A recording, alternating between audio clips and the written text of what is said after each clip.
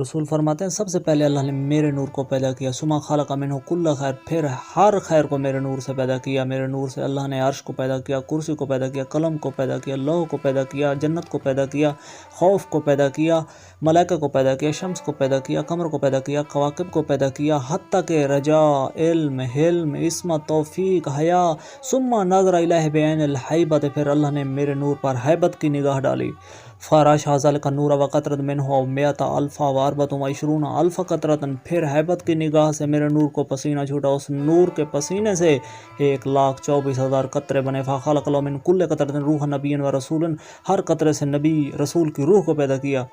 ثم تنفست ارواح الانبیاء فخلق له من انفاس ارواح الاولیاء والشہداء والصالحین، پھر انبیاء کی ارواح نے سانس لی، اس سانس سے اللہ نے اولیاء، شہداء، صالحین کی روحوں کو پیدا کیا۔